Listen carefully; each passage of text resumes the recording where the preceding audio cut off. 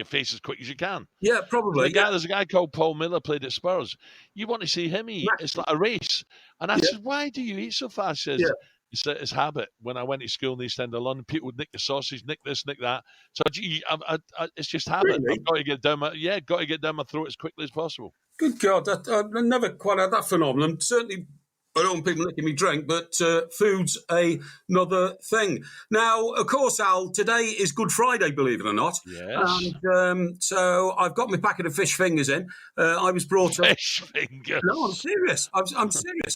I was brought up by my mum and dad that we always have fish on Good Friday. But I mean, a lot of that's all gone. I think when St. Peter cast his nets those years ago, Mike, and they brought in, and it was a miracle. It wasn't fish fingers in the nets. No, it wasn't. No, but I mean, this is the modern world where they can smarten things up, and not only smarten things up, but put breadcrumbs and batter around them. So I'm very pleased with that. Al, one of your most popular guests on your breakfast show is Liam Payne, isn't it? Yes, good. Well, no. You've got the wrong one. No, Liam of One Direction. Yeah, it's Niall Horan, you tube. Oh, Niall who comes on. That's right. Now he's a big football fan, isn't he? Niall's a Derby County fan. Lovely guy. I went to the Ryder Cup when it was over in Paris with Ali McCoy's and Niall, and we had what a weekend we had, Mike. Yeah. It was sensational. We nearly got chucked out of the hotel lobby for broadcast when we didn't have permission, when I was told we did have. Yes. So I got over that one. We ended up broadcasting out of my bedroom window. There was a little roof terrace overlooking the Paris. You'd have loved it because it was right next to Moulin Rouge. Oh, yeah. So you'd have been up there most nights. Yeah. And we covered the Ryder Cup all weekend. It was brilliant. And I hate to say it, we've never even seen a ball get struck because my coist, Ali, had forgotten to get his badges and accreditation. Yeah. So in sympathy with Ali, we decided we wouldn't go either. So we just watched it on the telly. It was brilliant. Well, there's been a lot of that over the years, because it's sometimes very, very difficult getting in and out of these games with the responsibilities we had the following morning. Amsterdam is probably a big example for you and I. I went because I'm an England fan and I felt a duty to. But, I mean, it was chaotic, wasn't it? Because that was in the days when England fans were running riot around. It was chaotic, mate. But just hold on a minute. The reason why it was chaotic was quite simply we had lunch in an Italian restaurant after our show. Yeah. And I think we had somewhere north of 6 bottles of Pinot Grigio. Yeah. We went to the ground. This was the new Amsterdam Arena. It was. England were playing the first game. Yeah. And there was trouble at the game because the turnstiles wouldn't open. It was the first game there. The game had started and the England fans were going crazy. Yeah. We got out the cab. There was police horses charging with batons. Yeah. The coppers with batons. And I thought, what am I doing here? I'm Scottish. So our car went up, turned round. I quickly hailed them back down. I went back to Amsterdam. Yeah. You went to the game. I watched the game on telly. And thank God I did, because the wine got to your head. You don't remember a thing about the game the next morning. I don't remember anything about. I'm sorry about this, fellas. In the studio I'm in now, there's a line here which is ringing on me and simply won't stop, and I don't know why. I'm very, very sorry. That's just a background noise. Anyway, not to worry. It will go away. Don't worry. I'm trying to get it away. I don't have to use a phone anymore. Why don't I? Hang on. Reach over. Oh, you can't reach. Right, it's done. It's done. Don't worry about that. Sorry, it's the studio I'm in at the moment. Somebody had put another spare line in here. Thank you. I tell you what I wanted to bring you up to date with, Al. You know that I'm a researcher, a philosopher, a reader of scientific journals. And since I've last seen you, and by the way, I'm looking forward very much indeed to us cracking a bottle when they open those pub doors again. I'll tell you more about it. But I've become not just an observer, but in a way, I've become a worshipper of the moon, Al. Because there was a beauty the other night, and I tell you what, you know where I live, we have big. Suffolk is called Big Sky, Suffolk. Yes, and the moon was the brightest and the biggest I've seen for a long time. It wasn't so pink though. People say it was going to be a pink moon, a super moon. It was big, it was bright, but it wasn't pink where I was watching from. I can tell you all about that, Al. The reason it's called the pink moon is that was the name given to it by the Native Americans, okay? The Native Americans, and before them, 2 millennium before them, the Romans, worshipped the moon.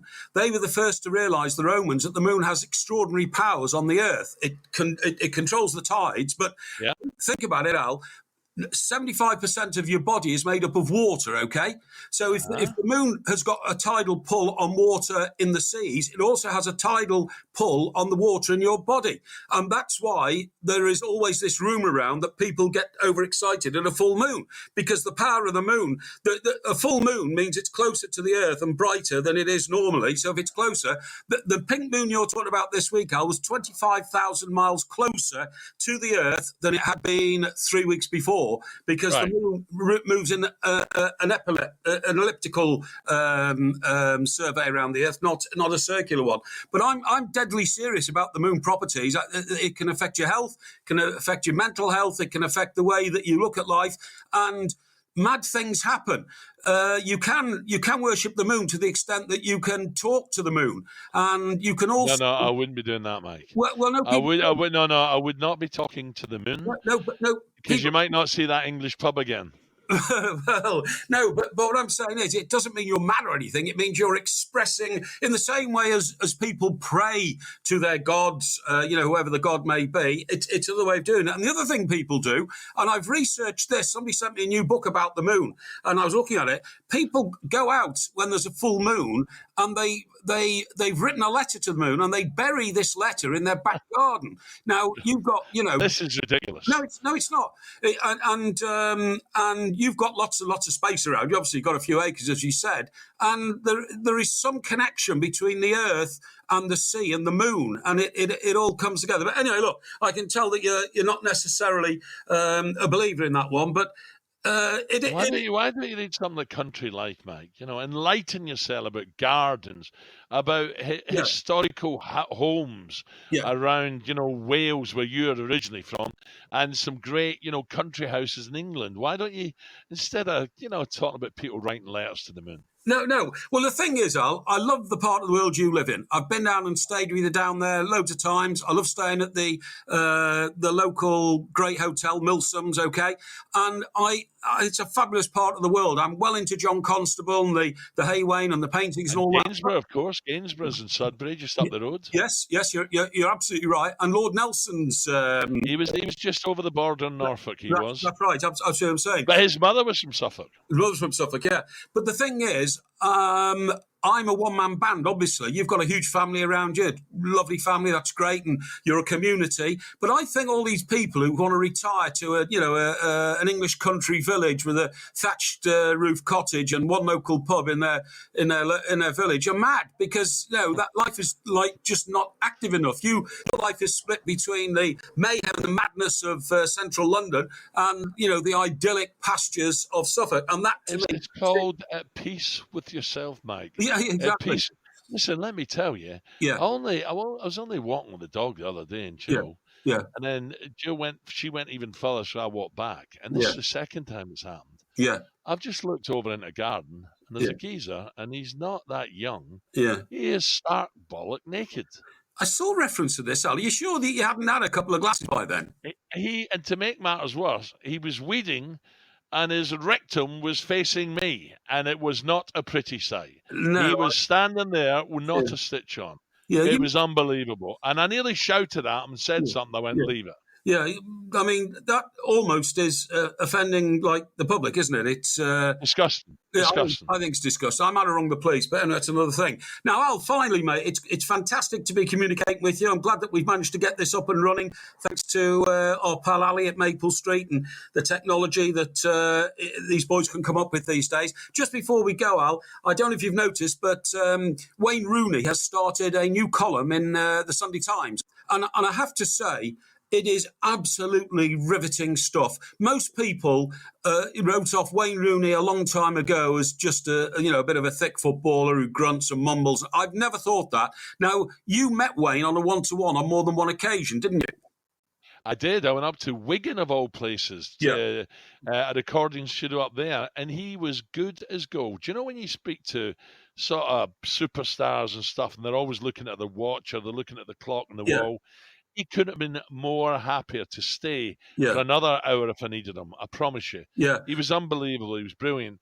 And he was very forthright. He says, ask me what you like. No problem. Ask me what you like. I think he's incredibly measured. When I've seen him on TV, I think the first big TV one did was Monday night with Gary Neville, because, of course, they're great teammates for a decade at Manchester United. He was incredibly measured. He thought things through deeply, seemed to make a lot of common sense. And I've always loved the aura of Wayne Rooney. You've got to remember, we first saw him playing when he was 14, as a youth at Everton. He first came to Ireland, with the goal against Arsenal, David Seaman. That's right. What a goal that was. Right foot, bang. Yeah. And of course, Al, we were in Lisbon, in Portugal, in 2004 when he literally became a world star. Yeah. I mean, he just couldn't stop scoring goals. Scored 1 in the first, 2 in the second, 2 in the third. Tony Adams kept writing columns in the paper saying, I think we should drop Wayne Rooney now. He's blown himself out. And Wayne just kept on doing it. And everybody knows that had he got through the quarter-final without a broken metatarsal, we may have won. Now, it's funny because his column this week, which I read, was about 2006, Al. And in 2006, he broke the metatarsal again a few weeks before going to the competition. He broke it at Chelsea. He's admitted for the first time in this column he shouldn't have gone to that tournament and let the team down. What would your feelings have been if you were a young lad like him? No, Mike, I've talked about this many, many times. I think in my day, and not because we were brave or anything like that, it was totally different. The vast amounts of money was not available then. Yeah. And you didn't want to lose your place in the team. So when you were out injured, you were desperate to get back, and you try everything as possible to come back as quickly as possible. And if you weren't 100%, you were maybe 92, 93, you take a chance. Definitely. Yeah. I just find players now will not do that. No. It's in their mentality now. Unless I'm 100%, I'm not going to be doing myself any justice. I'm not going out there.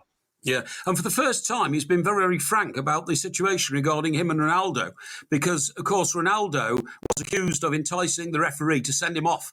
The little wink and stuff like that, yeah. That's right. And you know what?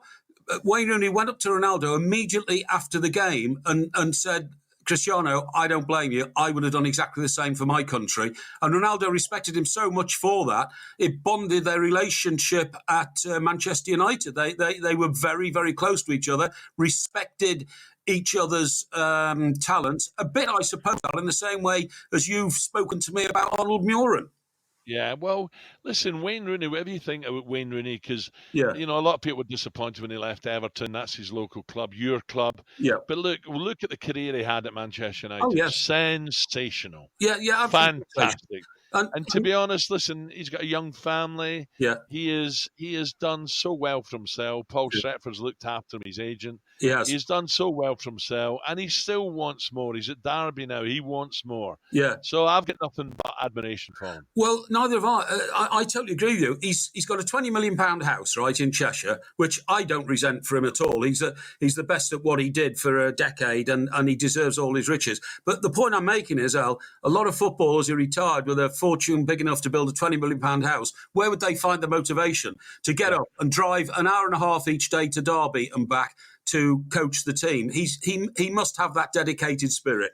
No, he has. There's no doubt about it. And as I say, I spent over an hour with him. Yeah. He was a delight to talk to. Very quiet, he seemed. Yes. No doubt. No doubt. Look, he's entitled to after the game, whether he scored a hat-trick, won, or got defeated, and he's a bit fed up. He's down the dumps. Yeah. He's got in a bit of trouble in the past, but we all are, for God's sake. He's only human. Yeah. And he was young as well at the time. So well done, Wayne. And long may your success continue, I say. So I will look forward to that Sunday Times article. Oh, yeah, I've looked at it. It's always good stuff. Now, Al, I'm going to leave you with a story to lift your spirits. You think I'm mad. You think I pour through my journals and come up with mad stories. But the one I found this week, Al, which I'm sure you'd appreciate, is that 34 million years ago, monkeys were clever enough to build rafts and sail across the oceans from one continent to another. And this is what they did. Can you believe that? No. Yeah, well, I think you're talking absolute tosh. No. Listen to this. Intrepid monkeys made an improbable sea voyage from Africa to South America on a raft they built 34 million years ago. Garbage. Yeah. So the one day the top monkey said, "I tell you what we'll do, guys. Yeah. I'm a bit bored today. Let's go and cut down a few trees. You go and find the rope. We'll bind it together. We'll grab a few bananas for the journey over there, a little bit of water, and we'll see. And we'll go and get a suntan down in Brazil. Are you off your head?" Al, what happened is it wasn't quite as methodical as that. What they did is they just brought scrubland together, you know what I mean, until it all impacted on itself, and then it rained, and then it hardened up, and it became a raft, which they realised was. Well, maybe they had a monkey journal. Maybe they found a monkey journal in the bush and started saying, "Have a look at this, page 17, brilliant." No, you see, taking the Mickey, and they jumped on this self-made raft, and they got on the tidal wave current, and it took them to South America. Now we know this because they found identical 34 million year old monkey teeth, both in the part of Africa they set off from and the part of South America where they landed. So it must be true. No. Al, it says here, the likeness between the molars, their teeth obviously, led researchers to believe the extinct primate species must have migrated from Africa to South America. But the question has always been how. One logical explanation is the explorer monkeys made the 900-mile trip across the ocean on floating rafts of vegetation. So it's all scientifically true. It's quite clear this supermoon has got to you. It has got to you. He once told me his favourite film was Every Which Way Be Loose. What was that orangutan called again? Clyde. So, Clyde, with that, goodbye, good night. You're off your head, Parry. Oh, well, Al, always good to speak to you, pal. Be safe. Cheers.